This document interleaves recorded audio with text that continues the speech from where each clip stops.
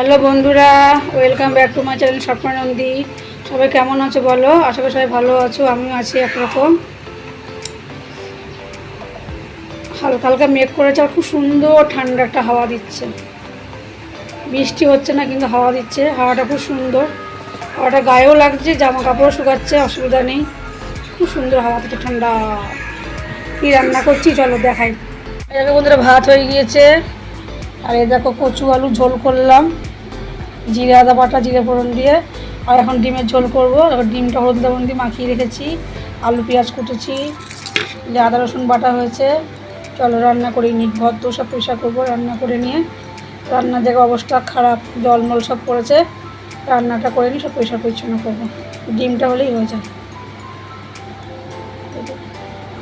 এই দেখো বন্ধুরা, ছেলে বাজার থেকে ফল নিয়ে আসলো। আজ সোমবার শিব পুজো দেবো। তার ছেলে দেখো আপেল নাশপাতি নিয়ে এসছে, আর কলা আনতে খেয়াল নেই যে আবার গেল কলা আনবে আর শসা আনবে ওদিকে। আর গাছে আমাদের বাতাবি লেবু হয়েছে আছে, সেগুলো সব পারবো। আজকে যেহেতু সোমবার শিব পুজো করবো, লাগবে ফলগুলো, তাই নিয়ে এসছে। এবার আমার ডিমের ঝোলটা হয়ে গেল, আর একটু হবে, একটু ঝোল শুকাবো, কেন কচু তরকারি আছে দেখালাম। আর মানে আলুও সেদ্ধ হবে, ওই জন্য ঝোলটা একটু শুকাক, এখন আলুটা সেদ্ধ হয়ে যাক। তারপর গরম মশলা দিয়ে নামিয়ে দেবো। চলো দেখতে থাকো।